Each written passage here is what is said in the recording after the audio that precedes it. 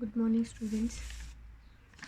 बेटा हमने chapter second जो है एसिड बेस सॉल्ट की कुछ क्लासेस लगा ली हैं, उसी में हम सोल्ट्स आज नया टॉपिक पढ़ रहे हैं, दैट इज़ सोल्ट। सोल्ट्स में हमने ये पढ़ना है बेटा कि सोल्ट्स कैसे बनते हैं, क्या इनकी प्रॉपर्टीज़ होती हैं, क्या क्या पीएच होएगी सोल्ट्स की, और इनसे बनने वाले कंपाउंड्स या कोई नए सोल्ट्स जो कि हमारी डेली लाइफ में यूज़ होते हैं, उन कुछ सोल्ट्स के बारे में हम आज डिटेल स्टडी करेंगे। आइए सबसे पहले देखते हैं, डिफ़ाइन करते हैं सोल्ट्स को कि अक्सर सोल्ट्स होते क्या हैं। अगर हम सोल्ट्स को डिफ़ाइन करते हैं तो ये बता सकते हैं they are the combination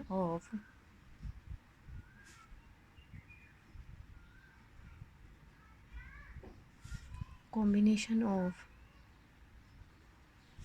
acid and base in a reaction after liberation of water. क्या बोल सकते हैं कि बेसिकली सोल्ट्स क्या होते हैं। सोल्ट्स जो होते हैं वो किसके कॉम्बिनेशंस होते हैं, एसिड और बेस के। और एसिड और बेस के कॉम्बिनेशन कुछ इस तरीके से होते हैं बेटा कि एसिड और बेस कंबाइन करके एक सोल्ट बनाएगा और साथ में वाटर को लिबरेट करेगा। फॉर एग्जांपल की बात बताती हूँ, जैसे हम स्टैंडर्ड इक्वेशन लिखते हैं, जैसे कि acid plus base give rise to salt plus water. तो इस तरीके से हम डिफ़ाइन कर सकते हैं कि सोल्ट्स क्या होते हैं। Salts are generally combinations of acid and a base in a reaction after the liberation of water. इसके बाद में जैसे कि एग्जांपल की बात करते हैं, हम एग्जांपल में बात करें एसिड और बेस की, तो वो आती है HCl whenever react with NaOH give rise to NaCl plus H2O। ये भी क्या है, ये हमारे लिए यहाँ पे NaCl जो है ये कॉमन सोल्ट है। और हम जब कभी भी किसी भी सोल्ट की बात करते हैं तो सबसे पहले नाम जो आता है वो हमारे इसमें NaCl का आता है, कॉमन सोल्ट का, क्योंकि बेटा इसको हम जनरली अपनी एवरीडे लाइफ में यूज़ करते हैं। इसके बाद जो आता है, इसके बाद में देखते हैं कुछ जो हमारे सोल्ट्स होते हैं, इन्हीं सोल्ट्स में की कैटेगरीज बना दी हैं, ग्रुप्स बना दिए हैं। फॉर एग्जांपल जैसे कि salt of chloride, salt of sulphate, salt of nitrate, salt of carbonate, salt of acetate. तो आइए देखते हैं कि कैसे कैसे बनते हैं। कि सोल्ट्स के ग्रुप में जैसे मान लीजिए सबसे पहले आता है salt of HCl, hydrochloric acid का जो सोल्ट होगा उसको हम क्या बोलते हैं, क्लोराइड सोल्ट। क्या बोलेंगे, क्लोराइड सोल्ट। दूसरा आता है जैसे कि सोल्ट ऑफ H2SO4, H2SO4 को क्या बोलते हैं, सल्फेट सोल्ट। तीसरा आता है सोल्ट ऑफ HNO3, HNO3 माने इसको हम क्या बोलते हैं, नाइट्रिक एसिड बोलते हैं, तो ये क्या हो जाएगा, नाइट्रेट्स सोल्ट। फिर आता है H2CO3, that is carbonic acid. Carbonic acid का जो सोल्ट होता है उसको हम क्या बोलते हैं, कार्बोनेट। इसके बाद में आता है बेटा जैसे कि फॉर एग्जांपल अगर सोल्ट ऑफ एसिटिक एसिड है CH3COOH, इसको बोलते हैं एसिटिक एसिड, और इसी का नाम होता है इथेनोइक एसिड। अगर एसिटिक एसिड का अगर कोई सोल्ट है तो उसको हम क्या बोलेंगे, एसीटेट। ये सारे के सारे कुछ ग्रुप्स हैं, बोल सकते हैं ग्रुप्स ऑफ सोल्ट्स। और भी बहुत सारे ग्रुप्स होते हैं, लेकिन जनरली जो कॉमन केमिस्ट्री में जनरली यूज़ किए जाते हैं वो ये वाले सोल्ट्स होते हैं। अब आइए देख लेते हैं कि जो सोल्ट है वो H2SO4 का कैसे बनेगा, नाइट्रेट का कैसे बनेगा, कार्बोनेट का कैसे बनेगा और एसीटेट का कैसे बनेगा। देखिए HCl का मैंने ऊपर बताया है, फिर भी लेकिन दोबारा बता रही हूँ। पहला बता रही हूँ HCl से HCl plus NaOH give rise to NaCl plus H2O, chloride salt बनाइए। दूसरा आता है बेटा H2SO4 plus NaOH give rise to Na2SO4 plus H2O, ये क्या है, सोल्ट ऑफ सल्फेट। तीसरा आता है HNO3 प्लस NaOH, ये क्या होगा, सोडियम नाइट्रेट H2O। फोर्थ आता है H2CO3 plus NaOH give rise to Na2CO3। ये क्या होगा, ये है सोडियम नाइट्रेट यानी नाइट्रेट का सोल्ट, ये है बेटा सोडियम कार्बोनेट यानी कार्बोनेट का सोल्ट प्लस H2O। लास्ट आता है बेटा CH3COOH प्लस NaOH। ये है एसिटिक एसिड, तो एसिटिक एसिड का क्या होगा, एसिटेट सोल्ट, तो ये होगा CH3COONA प्लस H2O। इन सब का नाम आप लोगों को पता होगा, सोडियम क्लोराइड, सोडियम फेट, सोडियम नाइट्रेट, सोडियम कार्बोनेट, इसको बोलते हैं सोडियम एसीटेट। क्या बोलते हैं इसको हम, सोडियम एसीटेट। इसके बाद में अगर बात करते हैं कि ये तो थे कुछ ग्रुप्स ऑफ सॉल्ट की। अब ग्रुप ऑफ सॉल्ट के बाद में बेटा इसी में एक बात और आती है कि जैसे कि एसिड्स जो थे वो इलेक्ट्रिसिटी कंडक्ट करते थे, बेस जो थे वो भी इलेक्ट्रिसिटी कंडक्ट करते थे। तो अब आती है बात कि salts also conduct electricity. Salts भी क्या होते हैं, इलेक्ट्रिसिटी कंडक्ट करते हैं इन वाटर। लेकिन क्या आएगा, in water.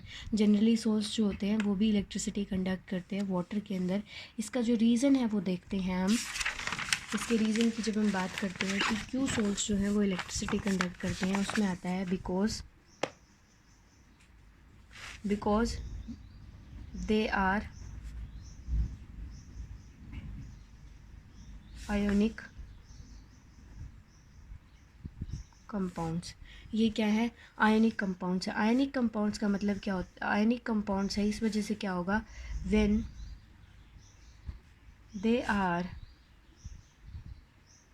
dissolved into the water they will dissociate into ions। क्या हो गया, आयंस में क्या हो जाएंगे, वो डिसोशिएट हो जाएंगे। The free electron are released into water and hence the solution of salt and water is able to conduct electricity। देखिए क्या लिखा है कि मैंने आपको बताया कि बेसिकली सोल्ट्स जो होते हैं वो इलेक्ट्रिसिटी को कंडक्ट करते हैं। क्यों करते हैं कंडक्ट, क्योंकि ये कैसे हैं, आयनिक कंपाउंड्स। आयनिक कंपाउंड्स का मतलब क्या होता है कि आयनिक कंपाउंड्स जब बेटा हम वाटर के अंदर डिज़ोल्व करेंगे तो ये अपने आयंस के अंदर क्या हो जाएंगे, डिसोशिएट हो जाएंगे और फ्री इलेक्ट्रॉन्स जो हैं वो वाटर के अंदर क्या हो जाएंगे, रिलीज़ हो जाएंगे। आपको भी पता है कि फ्री इलेक्ट्रॉन्स का जो फ्लो होता है वो क्या होता है, इलेक्ट्रिसिटी होती है।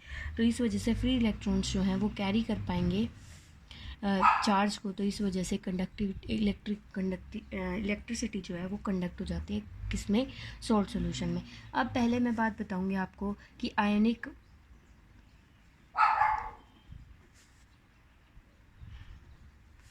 कंपाउंड्स क्या होते हैं। आयोनिक कंपाउंड्स वो कंपाउंड्स होते हैं बेटा जो कि कैटायन और एनायन के कॉम्बिनेशन से बनते हैं और वाटर के अंदर ये अपने आप को कम्प्लीटली डिसोशिएट कर लेते हैं। कभी कभी ऐसा होता है कि कम्प्लीटली डिसोशिएशन नहीं होता, लेकिन आयंस जो हैं वो सेपरेट ईजिली हो जाते हैं। देखिए कैसे, इसको अगर हम पहले डिफ़ाइन कर लेते हैं, पहले बताती हूँ। The compounds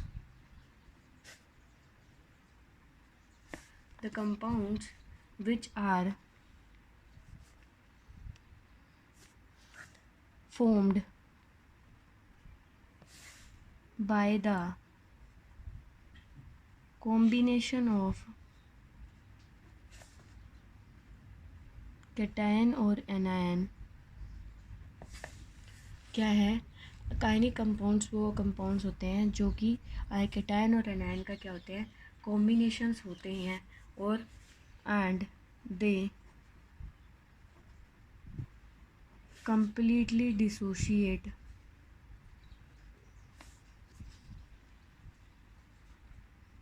into ions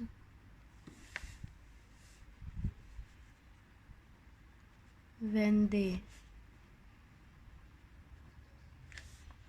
dissolve into water.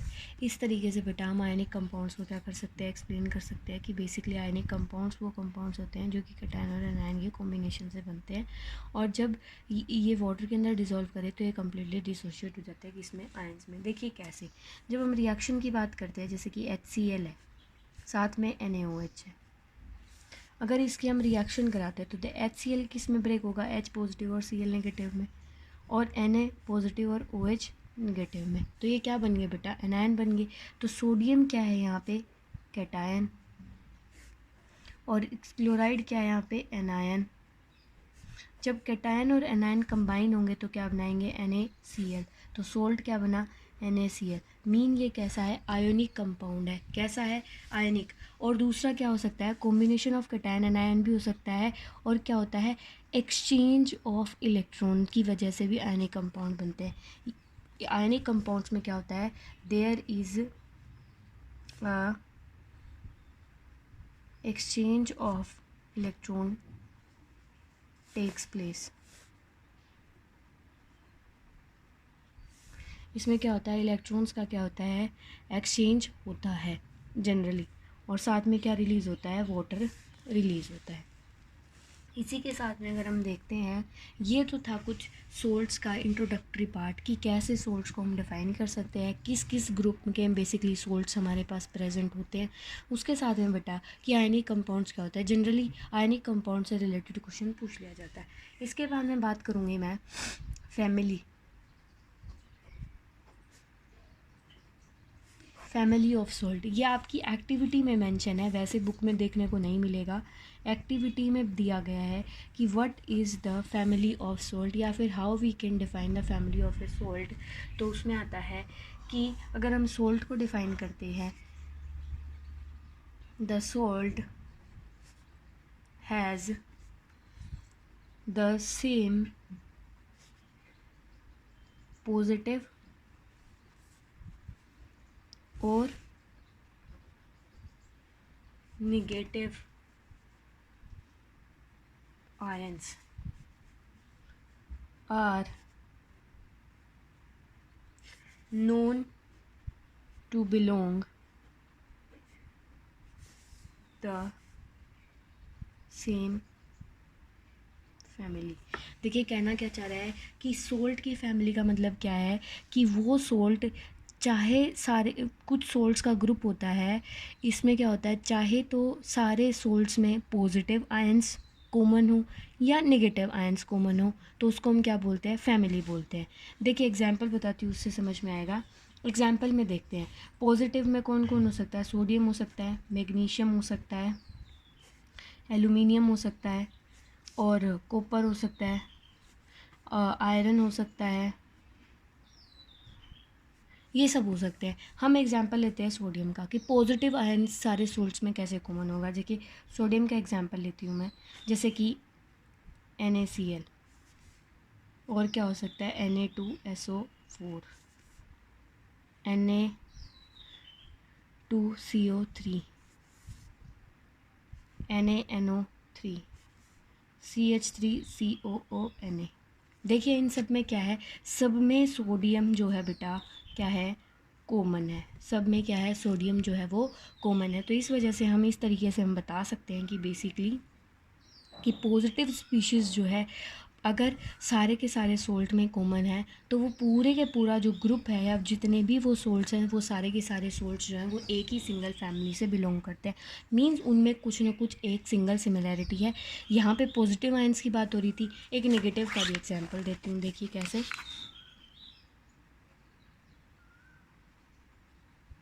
Negative ion में हम जनरली क्या लेते हैं, क्लोरीन को लेते हैं। कैसे, देखिए NaCl, MgCl2,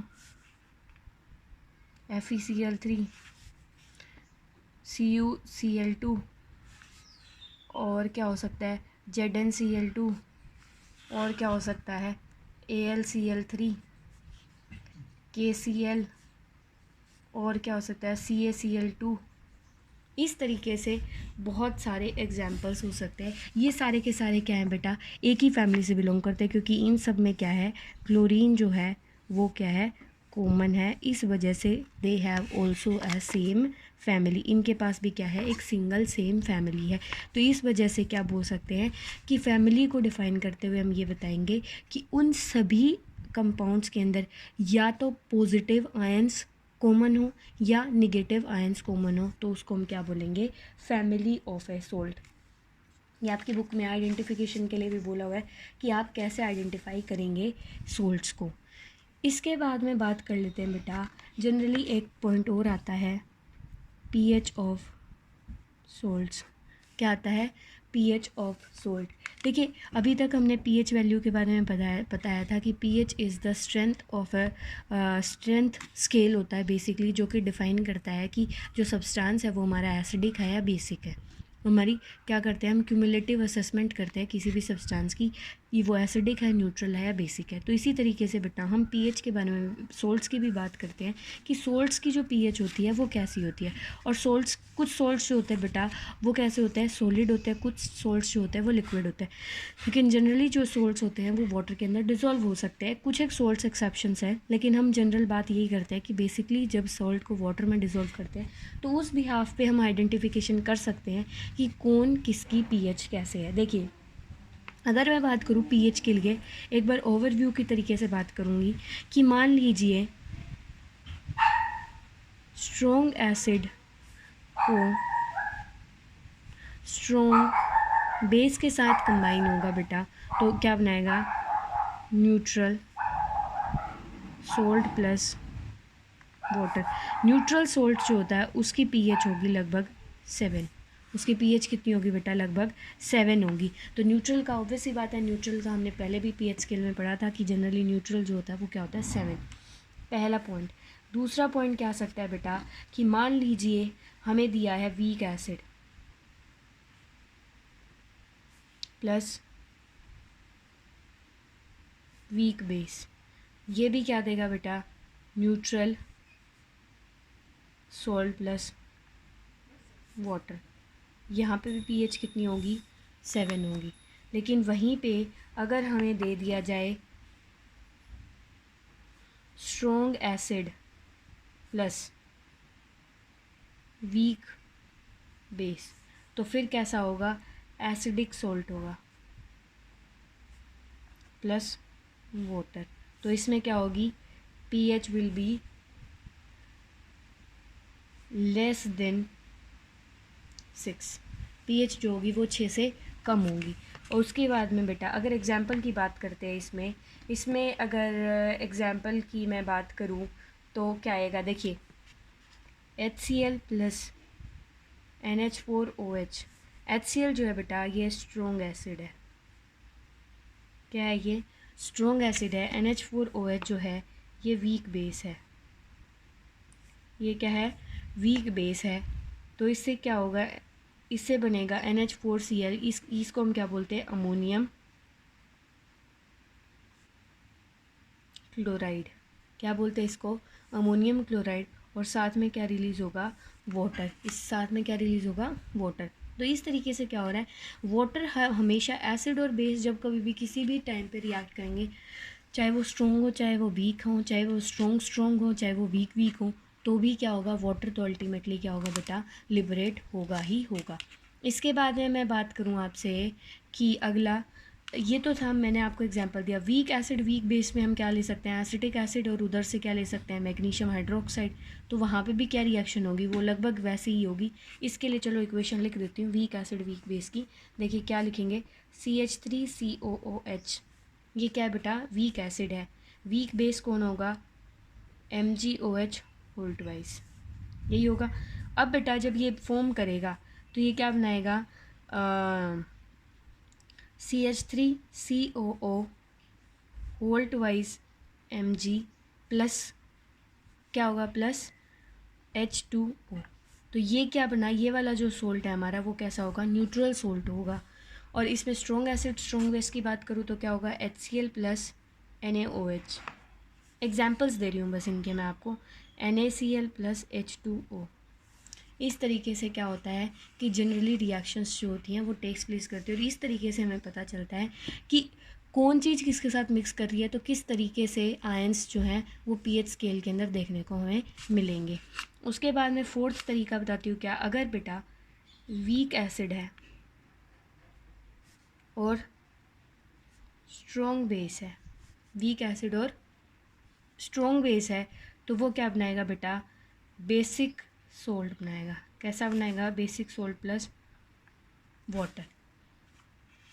अब देखिए वीक एसिड क्या हो सकता है, CH3COOH acetic acid, strong base NaOH strong base होता है। अब इसकी अगर रिएक्शन कराएं तो क्या होगा, CH3COONA, इसको क्या बोलते हैं हम, सोडियम एसीटेट। इसको हम क्या बोलते हैं बेटा, सोडियम एसीटेट। और साथ में क्या रिलीज़ हो जाएगा, वाटर। साथ में क्या रिलीज़ हो जाएगा, वाटर। तो इस तरीके से हम क्या है पीएच के बारे में थोड़ी सी डिस्कशन करते हैं कि पीएच जो है वो जनरली कैसे हम बता सकते हैं किसी भी सब्सटेंस की। पीएच के बारे में जनरली जब हम बात करते हैं तो इसी तरीके से बात करते हैं। देखिए अब हमें पता कैसे चलेगा, बताती हूँ आपको। स्ट्रॉन्ग एसिड स्ट्रॉन्ग बेस के फंडे में शायद आपको प्रॉब्लम नहीं होगी, क्योंकि स्ट्रॉन्ग है दोनों तो एक दूसरे को क्या कर देंगे, नॉर्मलाइज कर देंगे, न्यूट्रलाइज कर देंगे। वीक है तो भी दोनों को एक दूसरे को न्यूट्रलाइज कर सकते हैं। अब एसिड ज़्यादा है बेटा, जैसे मान लो स्ट्रॉन्ग एसिड है, वीक बेस है। स्ट्रॉन्ग एसिड वो होगा जो H positive ions completely dissociate करके ज़्यादा अमाउंट में H पॉजिटिव आयंस देगा। वीक बेस वो है जो डिसोशिएट भी कम होगा, OH नेगेटिव आयंस भी कम देगा। अब सोल्यूशन के अंदर OH नेगेटिव आयंस कम है, एसिड के केस में H पॉजिटिव आयंस ज़्यादा हैं, तो सोल्ट कैसा बनेगा, एसिडिक। और एसिडिक सोल्ट सोल्यूशन साथ में लिखेंगे, क्योंकि वाटर रिलीज़ हो रहा है तो यहाँ पे क्या होगा, वाटर के अंदर ही डिज़ोल्व होगा वो, तो उसकी वजह से क्या होगा, या एसिडिक सोल्ट बनेगा हमारा। अब यहाँ बात करते हैं वीक एसिड। वीक एसिड है तो डिसोशिएशन भी कम है, H पॉजिटिव आयंस भी लिबरेट कम होंगे। वहीं पे स्ट्रॉन्ग बेस के केस में बात करूँ, NaOH है, स्ट्रॉन्ग है, डिसोशिएट फास्ट होगा। डिसोशिएट फास्ट होगा तो OH आयंस भी ज़्यादा रिलीज़ करेगा। उसकी वजह से क्या होगा, जो सोल्ट बनेगा वो कैसा होगा, बेसिक सोल्ट होगा, और साथ में क्या रिलीज़ होगा, वाटर रिलीज़ होगा। तो इस तरीके से हम बता सकते हैं बेटा कि जनरली ये जो सोल्ट्स होते हैं इनमें हम पीएच को कैसे डिटरमाइन कर सकते हैं, और ये कैसे। और पीएच ऑफ जो सॉल्ट्स है आपकी, इसमें भी एक एक्टिविटी विधि है, और इसके साथ में कुछ ज़्यादा थोड़ा सा अमाउंट और भी मतलब पढ़ने के लिए दी है। देखिए कैसे। अब बात आती है कि जनरली जो हमारा इसके केस में, अब इन दोनों के केस में मैं आपको जस्टिफिकेशन दूंगी। ये ऊपर वालों में तो आपको पता है कि न्यूट्रल हो जाएगा, कि NaCl को जब हम वाटर के साथ रिएक्ट कराएंगे तो बेसिकली क्या रिलीज़ करेगा, NaOH बनाएगा और साथ में HCl बना देगा, तो वापस रिवर्स हो जाएगी वो, तो उसमें ज़्यादा कोई प्रॉब्लम होगी नहीं। इन दोनों के केस में मैंने आपको डिस्कशन करके बताया कि इसमें HCl है, स्ट्रॉन्ग एसिड है, तो H पॉजिटिव आयंस की कंसनट्रेशन क्या होगी, ज़्यादा होगी। OH नेगेटिव आयंस की कंसनट्रेशन क्या होगी, लेस होगी। So the solution will acidic. Obvious सी बात है, देखने को मिलेगी। अब वीक एसिड वीक बेस, तो यहाँ होगा H पॉजिटिव आयंस की कंसनट्रेशन क्या है बेटा, कम। OH निगेटिव आयंस की कंसनट्रेशन क्या है, ज़्यादा। तो फिर कैसा होगा, बेसिक सोल्ट होगा। क्या होगा बेटा, बेसिक सोल्ट होगा। तो इस तरीके से आप सोल्ट की पीएच के बारे में भी डिस्कशन कर सकते हैं। और कभी कभी क्वेश्चन पूछ लिया जाता है कि बेसिकली, अब जैसे कि देखिए एसिडिक है तो इसको टेस्ट करें, कैसे करेंगे, ब्लू लिटमस को रेड में कन्वर्ट करेगा, लिटमस टेस्ट कर सकते हैं हम इसका। बेसिक सॉल्ट में क्या होगा, लिटमस को किस में करेगा, रेड लिटमस टू ब्लू करेगा। इस तरीके से हम इसको टेस्ट भी कर सकते हैं कि बेसिकली कि पीएच में कि सॉल्यूशन की पीएच कैसी है। तो पीएच जो हमारा लिटमस पेपर होता है, उस लिटमस पेपर से हम क्या कर सकते हैं, चेक कर सकते हैं, और उस तरीके से हम बता सकते हैं कि ये सॉल्यूशन जो बना है ये कैसा बना है। सोल्यूशन की बात हम हमेशा एसिडिक सोल्ट सोल्यूशन इसलिए बोलते हैं क्योंकि ये वाटर के अंदर डिज़ोल्व होगा ना बेटा, तो वाटर के अंदर डिज़ोल्व रहेगा तो वो क्या बन जाएगा, ये सॉल्यूट हो गया, वाटर सॉल्वेंट हो गया, तो दोनों डिज़ोल्व हो गए तो क्या बन गया, सोल्यूशन बन गया। तो जनरली हम जो न्यूट्रल सोल्ट की बात करें, न्यूट्रल सोल्ट सोल्यूशन है, न्यूट्रल सोल्ट सोल्यूशन है, एसिडिक सोल्ट सोल्यूशन है, और यहाँ पे बेसिक सोल्ट सोल्यूशन माना जाता है क्योंकि ये वाटर के साथ डिज़ोल्व हो जाता है। आइए इसके साथ में अब स्टार्ट करते हैं बेटा कि सबसे बेस्ट जो होता है हमारा कॉमन सोल्ट। अब हम सोल्ट्स की स्टार्टिंग कर लेते हैं कि बेसिकली सोल्ट्स में हम common salt that is NaCl की बात करेंगे सबसे पहले।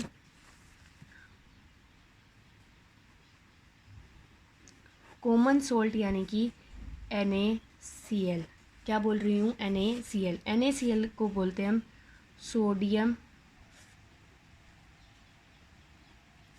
क्लोराइड, क्या बोलते हैं हम, सोडियम क्लोराइड। और सोडियम क्लोराइड की जगह पे हम इसका कॉमन नेम तो होता है, इसके सामने लिख रही हूँ, ये इसका क्या है, कॉमन नेम, ये इसका क्या है, केमिकल नेम। ये इसका क्या है बेटा, केमिकल नेम। आइए सबसे पहले देखते हैं कि कॉमन सोल्ट जो होता है इसकी पीएच क्या होती है। इसकी पीएच होती है बेटा न्यूट्रल। इसकी पीएच न्यूट्रल क्यों होती है, अभी पीछे पढ़ के आए हैं, क्योंकि because it is a combination of strong acid and strong base। ये क्या है, कॉम्बिनेशन है किसका, स्ट्रॉन्ग एसिड और स्ट्रॉन्ग बेस का। इसके बाद में जैसे कि एग्जांपल से जस्टिफाई करें तो क्या होगा, NaOH plus HCl, strong acid strong base, react करके क्या बनाएंगे, NaCl प्लस H2O। तो कभी कभी एग्जामिनर पूछता है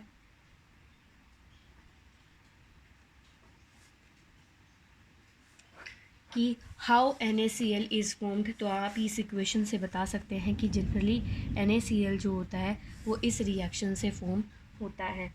लेकिन बेटा क्या होता है कि कॉमन सोल्ट जो होता है ये हमें वाटर बॉडीज़ से भी मिल जाता है कभी कभी। क्या क्या आता है, हाउ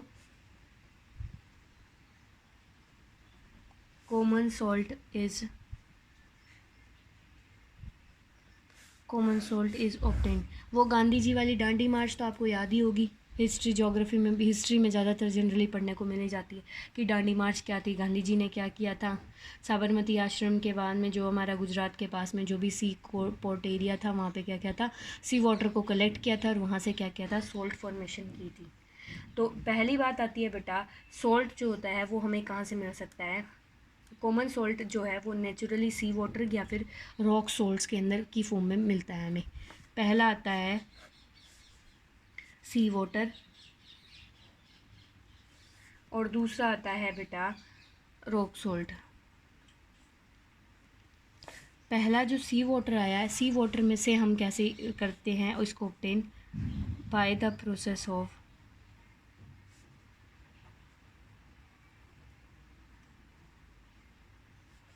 इवेपोरेशन की प्रोसेस से क्या होता है, हम कॉमन सोल्ट को क्या कर सकते हैं, ऑब्टेन कर सकते हैं।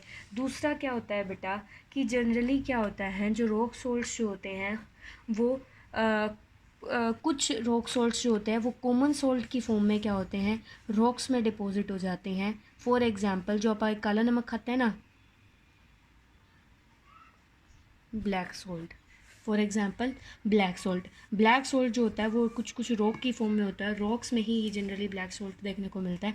इसी वजह से इसलिए कहते हैं कि ब्लैक सोल्ट्स को ज़्यादा खाना चाहिए, क्योंकि ब्लैक सोल्ट जो होता है उसके अंदर जो मिनरल्स की अमाउंट जो होती है या फिर बेसिकली आयंस की, एलिमेंट्स की अमाउंट जो होती है वो ज़्यादा रहती है। ये दो तरीके हैं हम कॉमन सोल्ट को क्या कर सकते हैं, ऑब्टेन कर सकते हैं। एक तो रॉक सोल्ट्स की फॉर्म में जैसे कि ब्लैक सोल्ट, सी वाटर से हम by the process of evaporation से क्या कर सकते हैं, इसको बेटा ऑब्टेन कर सकते हैं। इसके बाद में इसी कॉमन सोल्ट के बारे में बात करूँगी। आपको ना जितने भी सोल्ट बताऊँगी ना, सभी सोल्ट के अंदर आपको 4 चीज़ें याद रखनी है। सबसे पहले उनका कॉमन नेम, दूसरा उसका केमिकल फार्मूला, तीसरा उसका केमिकल नेम, चौथा कैसे फॉर्मेशन होगी, और पांचवा उसके कैसे यूजेस है। ये पांच चीज़ें आपको लर्न करनी है और इन पांचों चीज़ों से जनरली क्वेश्चन पूछ लेता है एग्जामिनर। सीबीएसई में तो 100% क्वेश्चन आता है इससे रिलेटेड, कोई ना कोई क्वेश्चन पूछ ही लेता है। छोटे 1 वर्ड में भी पूछ लेता है, इक्वेशन को 1 वर्ड में पूछ लेगा, कॉमन नेम को 1 वर्ड में पूछ लेगा, फॉर्मेशन को 1 वर्ड में पूछ लेगा, या केमिकल नेम को पूछ लेता है। तो इस तरीके से आपको थोड़ा सा ध्यान से पढ़ना है इसको। इसके बाद में आता है यूजेस ऑफ कॉमन सॉल्ट के यूजेस क्या क्या होंगे। कॉमन सॉल्ट के यूजेस जो होंगे, सबसे पहले क्या होता है कि कॉमन सॉल्ट जो होता है वो कुछ केमिकल्स के लिए रॉ मटेरियल होता है। It is a raw material for some chemicals like. Raw material मतलब इसकी हेल्प से कुछ और केमिकल्स हम जनरेट कर सकते हैं, सिंथेसाइज कर सकते हैं, मैन्युफैक्चर कर सकते हैं। फॉर एग्जांपल देखिए कैसे, सोडियम हाइड्रोक्साइड, इसका कॉमन नेम होता है बेटा कास्टिक सोडा। अब आपको ये काम आएंगे, याद रखना कि कॉमन सोडियम हाइड्रोक्साइड को हम क्या बोलते हैं। उसके बाद में आता है सोडियम कार्बोनेट। क्या बोला? सोडियम कार्बोनेट, इसको बोलते हैं वॉशिंग सोडा। क्या बोलते हैं हम? Washing soda. तीसरा आता है बेटा सोडियम हाइड्रोजन कार्बोनेट, इसको बोलते हैं हम बेकिंग सोडा, जो हमारे कुकिंग में यूज़ करते हैं। उसके बाद में आता है बेटा इसके बाद में आता है हाइड्रोक्लोरिक एसिड HCl। हाइड्रोजन को भी फॉर्मेशन करने में इससे हेल्प मिलती है हमें। फ्लोरीन और सोडियम मेटल। तो इन सब चीज़ों की फॉर्मेशन के लिए, इन सब केमिकल्स की फॉर्मेशन करने के लिए हमें जनरली क्या चाहिए होता है? कॉमन सॉल्ट चाहिए होता है। दूसरा क्या होता है बेटा? It is used in cooking. Kitchen के अंदर जनरली ये यूज़ किया जाता है फूड को कुकिंग करने के लिए, फूड को फ्लेवर देने के लिए। तो और उसी की वजह से क्या होता है, और जो सोडियम आयंस जो होते हैं बेटा कुकिंग के लिए and to provide flavour to the food, food को फ्लेवर देने के लिए। इसी के साथ में सोडियम जो होता है वो बेसिकली रिक्वायर होता है। Sodium helps our nervous system to work properly. Sodium ही बेटा क्या करता है, हमारे नर्वस सिस्टम को प्रॉपरली वर्क करने में क्या करता है, ये हेल्प करता है। इसी के साथ में एक और पॉइंट मैं आपको दूंगी कि क्या NaCl जो होता है या सोडियम क्लोराइड जो होता है कॉमन सॉल्ट, ये प्रिजर्वेशन में भी हेल्प करता है।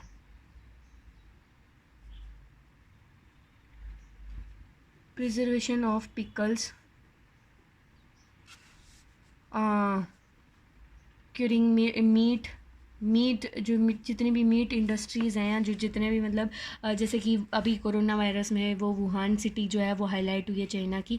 ऐसे ही मतलब जहाँ पे मीट की जो हम सेलिंग करते हैं, नॉर्मल लोग जो है वो मीट को प्रिजर्व किस में करते हैं बेटा? NaCl लगा के उसको प्रिजर्व करते हैं। और दूसरा क्या हो सकता है बेटा? फिशेस को भी जनरली प्रिजर्व किया जाता है किसमें? NaCl अप्लाई करके। उसके बाद में बेटा अगला आता है कि इसको हम, जैसे कि हमारी जो ट्रॉपिक रीजन्स में जितनी भी कंट्रीज़ हैं ना, जहाँ पे जैसे कि विंटर सीजन के अंदर जहाँ पे आइस जो है वो डिपॉजिट हो जाती है, उस आइस को मेल्ट करने के लिए भी हम क्या यूज़ करते हैं? NaCl यानी नमक को हम क्या करते हैं, उस बर्फीले एरिया में क्या करते हैं? स्प्रेड करते हैं, जिसकी वजह से अब आइस जो है वो जल्दी से जल्दी मेल्ट हो जाती है और वो एरिया जो है वो क्लीन हो जाता है। ये जनरली कोल्ड कंट्रीज़ के अंदर विंटर सीजन में जनरली यूज़ किया जाता है। हमारे इंडिया में तो इतना ज़्यादा यूज़ नहीं है इसका। It is used to melt ice. Ice को मेल्ट करने के लिए भी यूज़ किया जाता है in cold countries during winter. तो ये था आपका कॉमन सोल्ट से रिलेटेड कुछ बातें। अब कॉमन सोल्ट से जो केमिकल्स बनेंगे कॉमन सोल्ट से बेटा, वो आपको मैं नेक्स्ट क्लास में कराऊंगी, क्योंकि क्लास बहुत ज़्यादा लंबी हो जाएगी और क्लास में बहुत सारे पॉइंट्स जो हैं उसमें सोल्ट्स जो हैं वो भी 5-6 हैं, तो उसके भी मैं आपको उनको थोड़ा सा डिटेल में करवाऊंगी। उनसे रिलेटेड क्वेश्चंस जो हैं एग्ज़ाम में पूछ लिए जाते हैं। तो आपको होप सो आज की क्लास समझ में आई होगी। क्लास को समझने के साथ साथ में क्लास के साथ बेटा आप लर्न भी करेंगे, रीड भी करेंगे बुक को। अगर बुक को रीड करेंगे और साथ साथ पढ़ते रहेंगे तो आपको कोई प्रॉब्लम नहीं आएगी। अगर आप एक बार वीडियो देखने के बाद में उसको पढ़ेंगे नहीं तो फिर आपको वो ना तो वीडियो क्लियर होगी और ना ही बुक का मैटर क्लियर होगा। तो होप सो कुछ चीज़ें मैं हर बार वीडियो के अंदर एक्स्ट्रा ऐड करती हूँ, क्योंकि कुछ चीज़ें जो हैं एनसीईआरटी में हिडन है प्रेजेंट लेकिन हिडन है, और वो हिडन चीज़ें जो हैं वो हम स्किप कर देते हैं। तो उन हिडन चीज़ों को भी मैं वीडियो के अंदर हाईलाइट करती हूँ बेटा। तो इस तरीके से आप चीज़ों को लर्न करेंगे और साथ में समझेंगे और साथ में बेटा एनसीईआरटी का कोना कोना रीड करेंगे। बाई चांस कोई बात चीज़ क्लास में छूट भी जाती है तो कोई इशू नहीं है, मैं आपको हाईलाइट फिर भी करूँगी। और फिर भी अगर बाई मिस्टेक हार्डली कोई 1-2% चांस है कि छूट भी गई तो आप लोग उसको मार्क कर लीजिए। जब हम क्लासेस में आएंगे तो रेगुलरली हम उसको चीज़ों को सॉर्ट आउट करेंगे। लेकिन आप लोगों से ये उम्मीद है कि आप लोग पहले चैप्टर को पढ़ेंगे, अच्छे से समझेंगे और वीडियो को अच्छे से देखेंगे, और इसी तरीके से आप अपने चैप्टर को प्रिपेयर करेंगे। फिर भी कोई प्रॉब्लम है तो आपकी प्रॉब्लम्स का वेलकम है। Okay, thank you, take care and bye bye.